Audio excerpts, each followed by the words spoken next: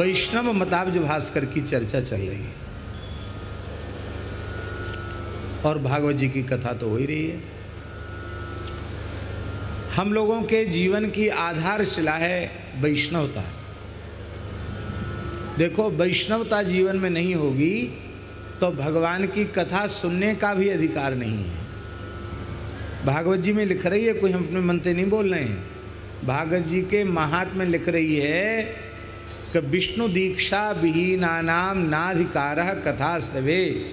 वैष्णवी दीक्षा जिनकी नहीं भई है उनको कथा श्रवण का भी अधिकार।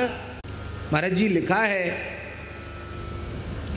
यज्ञोपवीतवद्धार्या कंठे तुलसी मालिका क्षणार्धम तद्विहीनोपि विष्णुद्रोही भवेन्नरा।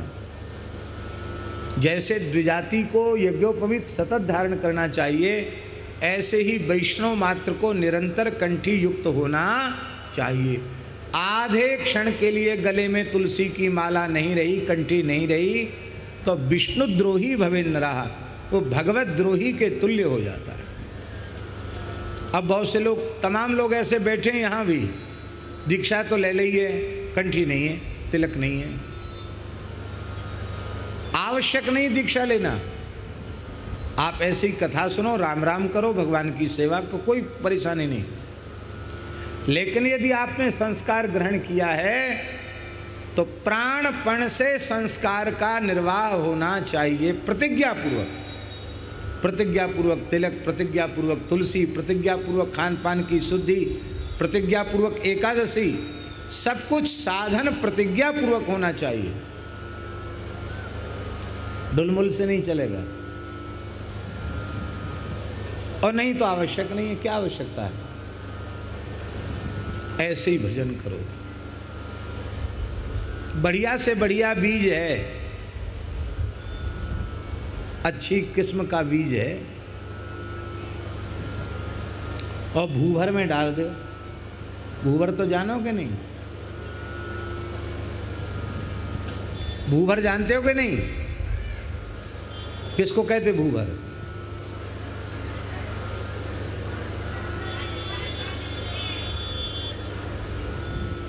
भूभर माने होता है खूब आंच बराई, अब वो लपट आना बंद हो गई, अब वो एकदम गरम गरम ताती ताती राख है। भूभर में आलू डाल दो तो थोड़ी देर में आलू सिद्ध हो जाता है। ऐसे ही भूभर, गरम गरम भूभर में बीज डाल दो अच्छे से अच्छा, अंकुरण होगा उसमें, वो भी कोयला हो जाएगा। अंकुरण तब होगा जब खेत तैयार होगा, ठीक से नमीयुक्त होगा, और उसमें बीज छोड़ा जाएगा तो खेत अंकुरण हो जाएगा। इसलिए पहले सत्संग करके आपके जीवन में दीक्षा की भूमिका तैयार होनी चाहिए, खेत तैयार होना चाहिए, फिर बीज गिरेगा तो काम हो जाएगा।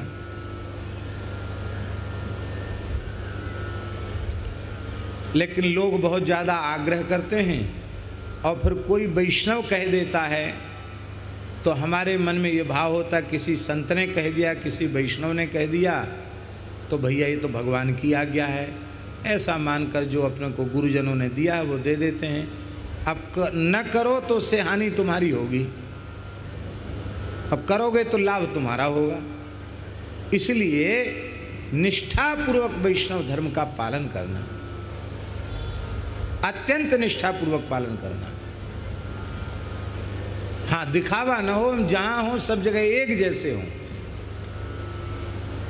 हम अपनी वैष्णवता से किसी को प्रभावित नहीं करना चाहते, किसी को आकृष्ट करके किसी से कुछ अपने स्वार्थ की सिद्धि नहीं चाहते। अब कोई अच्छा कहो तो भी कोई बात नहीं, कोई बुरा कहो तो भी कोई बात नहीं, कोई कहे बड़े उच्च कोटि के भक्त हैं तो भी ठीक है, चलो जैसी भगवान की इच्छा।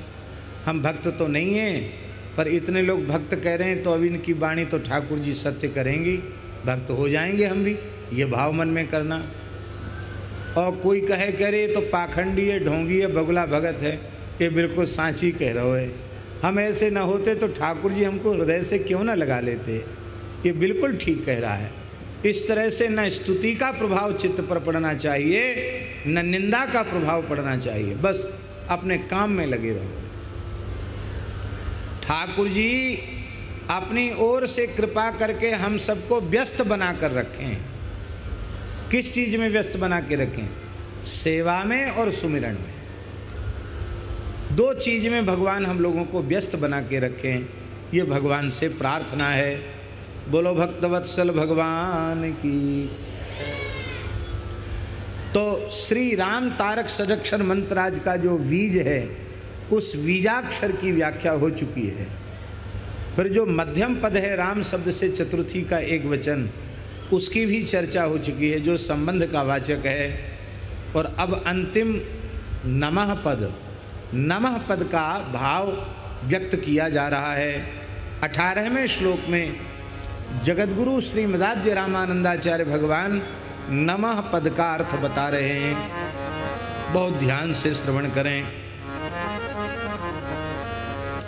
नमः पदेना खंडेना त्वात्मात्मीयत्वमुच्यते षष्ठ्यन्तेन मकारेण भोग्य भोक्तृत्वमप्युत। तु अखंडेन नमः पदेन आत्मीयत्वम उच्यते उत षष्ठ्यन्तेन मकारेण भोग्य भोक्तृत्वम अपि उच्यते। नमः जो पद है मूल मंत्र में, उस नमः पद से क्या अर्थ है? नमः पद का बोले जीव और ब्रह्म का आत्मीयत्व।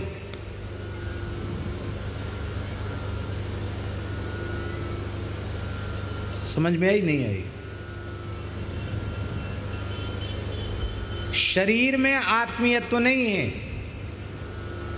और शरीर से संबद्ध संसार में भी आत्मीयत्व नहीं है। ये आत्मीय नहीं है।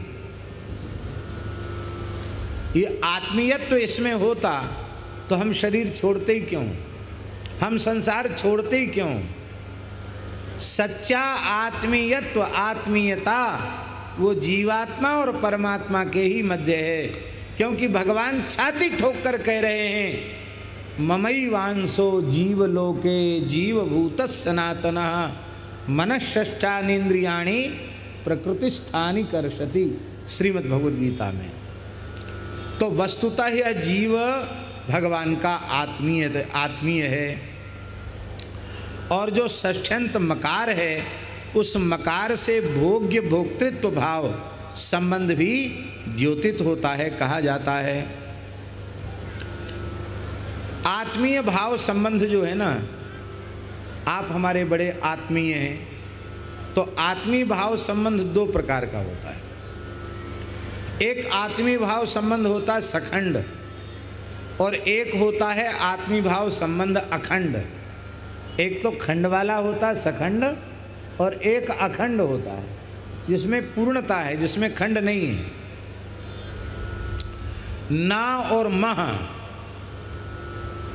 इन दो पदों के मेल से सखंड नमः शब्द होता, ना और मह, नमः। और ऐसा विभाग किए बिना केवल नमः है, ना और मह नहीं, नमः, ये अखंड पद होता है। अखंड नमः पद के द्वारा आत्मा और ब्रह्म राम का आत्मा आत्मीय भाव संबंध है। वह परब्रह्म श्री राम हमारी आत्मा है और हम उनके आत्मीय हैं। क्या हैं? भगवान आत्मा हैं और हम उनके आत्मीय हैं। इसका अर्थ है, ऊपर रख दो यहां,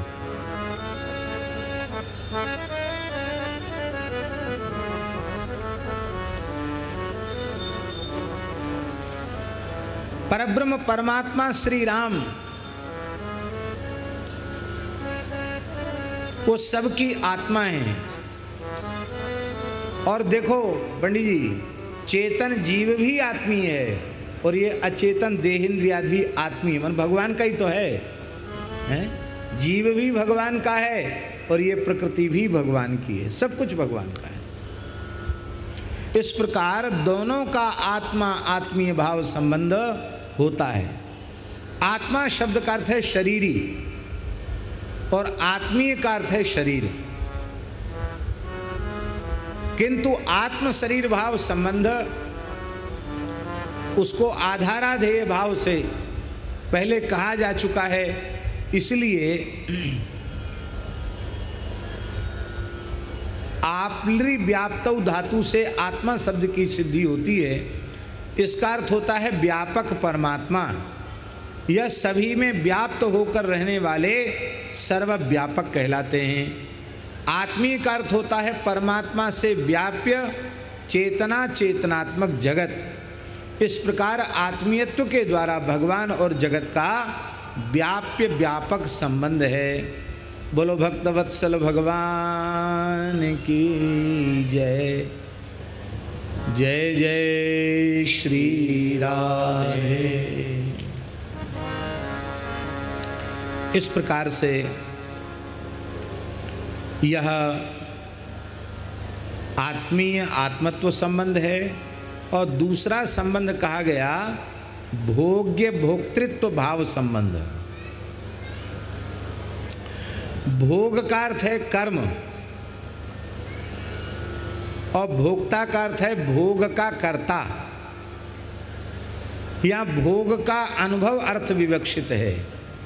इस प्रकार भोग्य का अर्थ अनुभव का कर्म और भोक्ता का अर्थ अनुभव का कर्ता होता है। जीव भोक्ता है, बहुत ध्यान से सुने। भोक्ता का अर्थ है जीव अनुभव करने वाला है और परमात्मा उसके द्वारा भोग्य अर्थात अनुभाव्य हैं। जैसे एक उदाहरण दें, बहुत ध्यान से सुने। पिता की संपत्ति को प्राप्त करने में पुत्र का संतान का स्वाभाविक अधिकार होता है। पिताजी बिना दिए पधार जाएं तो भी वह पुत्र है, पिता का वारिस है, इस नाते से पैतृक संपत्ति उसे मिल जाएगी कि नहीं मिलेगी? उसका अधिकार है।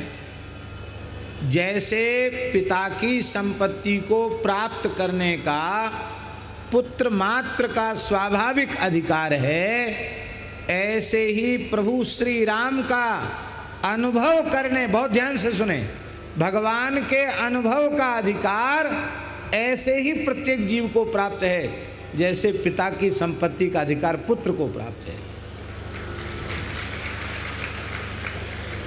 प्रत्येक जीव भगवान के अनुभव को प्राप्त करने का अधिकारी है। और वो अनुभव भी कैसा? दो प्रकार का अनुभव होता है। एक परोक्ष अनुभव होता है और एक अपरोक्ष अनुभव होता है।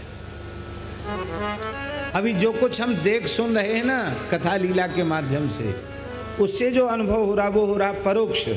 इससे भगवत विश्वास दृढ़ हो रहा कि भगवान हैं, पर भगवान आंखों का विषय नहीं बन रहे, प्रत्यक्ष। पर अपरोक्ष उसको कहते हैं जब भगवान दिखने लग जाए।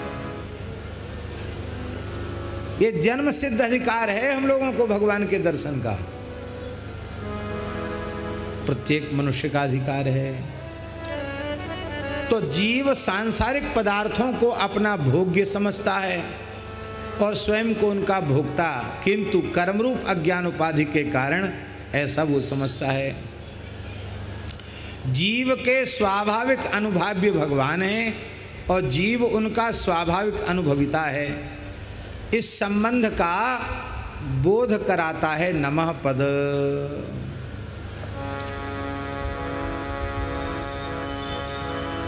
हम भगवान के अनुभाव्य हैं और हम भगवान का अनुभव करने के अधिकारी हैं, ये अर्थ है। बोलो भक्तवत्सल भगवान की जय। गोविंद जय जय, गोपाल जय जय, गोविंद जय जय,